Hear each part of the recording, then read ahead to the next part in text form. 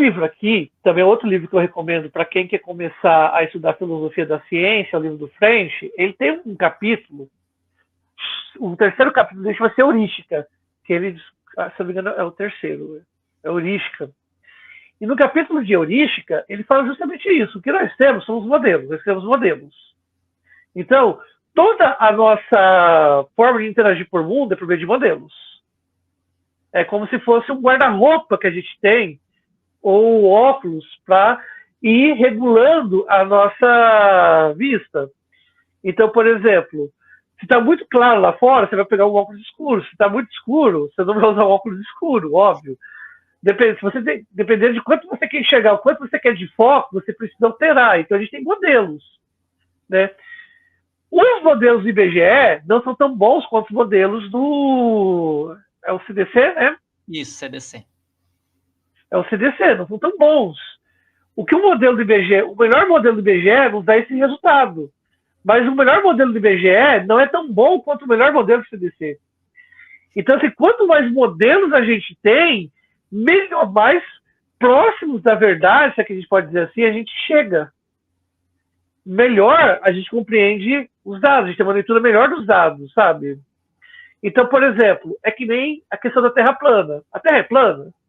Ora, é uma pergunta, tem que perguntar assim, sobre quais circunstâncias? Se você considerar, se você desenhar um triângulo retângulo, por exemplo, que é mais fácil, desenhar um triângulo retângulo, duas retas perpendiculares, aí você traça a hipotenusa, mede os ângulos internos, vai dar aproximadamente, né, por conta do erro do aparelho, 180 graus. Ora, então quer dizer que a Terra é plana? Não.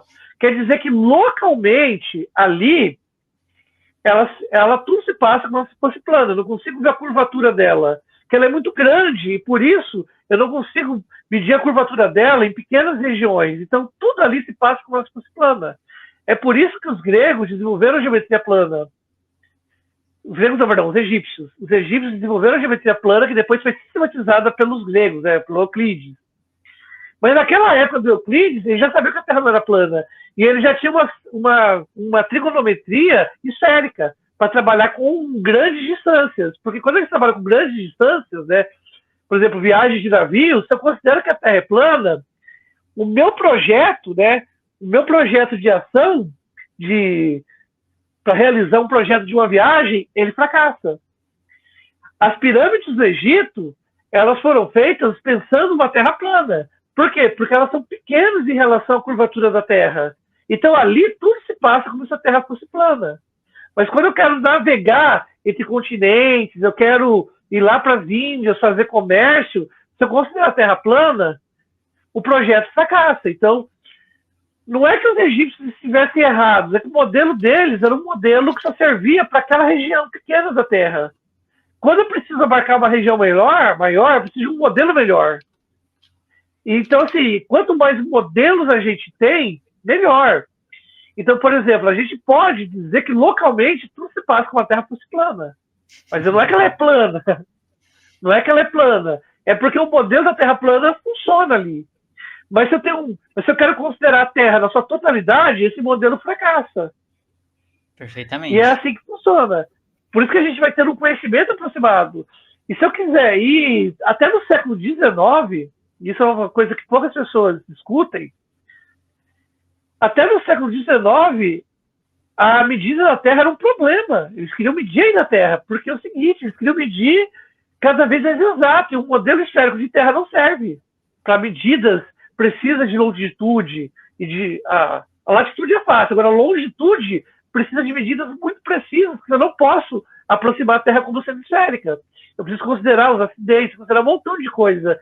Tanto que esses problemas de longitude vão ser um dos gatilhos para o desenvolvimento da teoria da relatividade, no começo do século XX e final do XIX.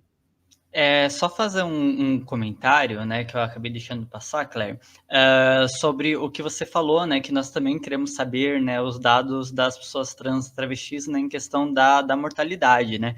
Eu vejo muita gente, né, simplesmente batendo, né, neste nosso dado, que é o que nós temos como factível hoje, né, o que foi levantado pela ANTRA e tudo, e não lutando por, né, justamente como você falou, né, que o IBGE que o IBGE faça essa contagem, né? Que haja realmente um avanço científico, né? E até pensando nisso também, né? Por exemplo, né? Voltando à questão do próprio CDC, né? Em relação ao espectro autista, como muda de 2 em 2 anos, né? O número, a gente não pode pensar, daqui 10 anos, então o número vai ser completamente diferente, então não vamos considerar a realidade material do que nós temos historicamente, né? Neste dado contexto, né? Não, a gente tem que usar os dados que a gente tem hoje, sempre, né? Eu acho que é muito válido, Sim. né, a gente usar justamente o nosso contexto. Vai mudar o dado. Não importa. É o nosso contexto, a gente tem que falar dele, né? É o que é dado agora. Porque senão a gente não vai discutir, né? Mortalidade de pessoas trans, mortalidade de autistas, empregabilidade, não vamos discutir nada, né? Vai ficar sempre nesse vácuo de verdade futura, sendo que, né, como você disse, né, a verdade ela não é concreta e ela não pode ser concreta, porque a verdade é histórica, né? A gente tá sempre chegando atrasado, essa é a verdade. A verdade ela é que nem a coruja de Minerva, como diria Hegel. A gente sempre chega atrasado. O que a gente tem hoje é o que a verdade era ontem. A gente tem as verdades de ontem. Nossas notícias, que nem jornal, são notícias de ontem.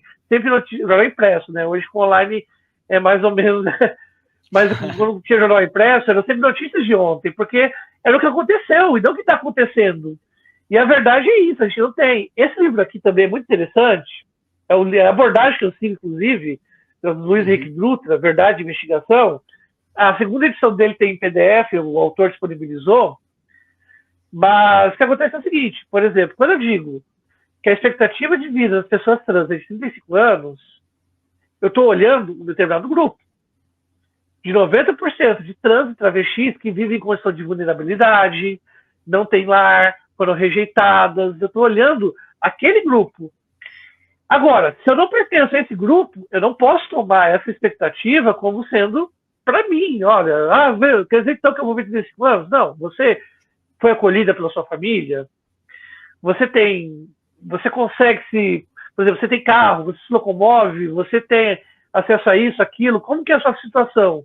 Você tem que ver que nós estamos falando, não estamos falando de você, nós estamos falando de uma média, nós estamos falando de uma normalidade estatística, ou seja, 90% das pessoas trans, até onde se sabe, estão em condições de prostituição e vulnerabilidade. Isso reduz drasticamente a expectativa de vida delas. E aí você tem transfobia, você tem uma série de coisas, assim... mas tem muita mulher também em condição de prostituição. Sim, ela também tem uma expectativa de vida mais baixa em relação às mulheres que não estão em condição de prostituição, porque prostituição, elas vivem ali expostas, né? Dependendo de onde elas se prostituem, elas podem estar mais ou menos expostas. As mulheres trans, elas estão muito expostas, a exposição é muito grande. Principalmente porque eu vi um caso que o cara foi fazer um programa, o cara foi estuprar uma prostituta, e quando ele descobriu que ela era trans, ele matou a prostituta, porque ela era trans. A intenção inicial dele era estuprar, porque na cabeça dele, se é prostituta, ela gosta de sexo, então ela tem que fazer sexo comigo sem reclamar, não é estupro. Opa! Que isso não é estupro? Sexo sem pagar não é estupro? Teve alguém que falou isso? Não lembro quem. Não sei. E aí, depois que ele estuprou essa mulher, quando ele passou a mão na genitália dela, viu que era um pênis, ele matou, porque era uma mulher trans. Então, não bastava violar o corpo dessa mulher, não bastava violar o corpo dela. O fato dela ser trans fez ele pegar uma pedra e matar ela brutalmente com uma pedra. Sim. Ou seja, não basta o fato dela estar se prostituindo.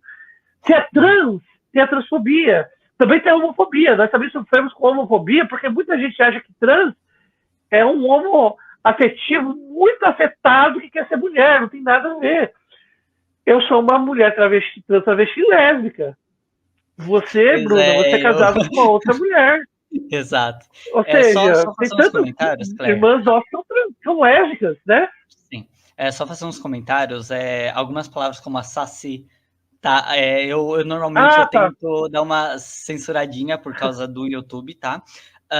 Eu ia comentar também, né, isso que você falou, né, a pessoa, ela é prostituta, então ela gosta de sexo, né, eu ia até comentar isso em relação a nós, né, pessoas trans e travestis, né, tem muita pessoa que pensa que a gente, primeiro, a gente tem que ser heterossexual, segundo, né, por óbvio, né, a gente tem que se relacionar com homens, e a gente tem que ser as fodelona, né? Vou usar até esse termo, as fodelona, né? Sim, a Porque é gente assim tem que que gostar interpretam, da coisa.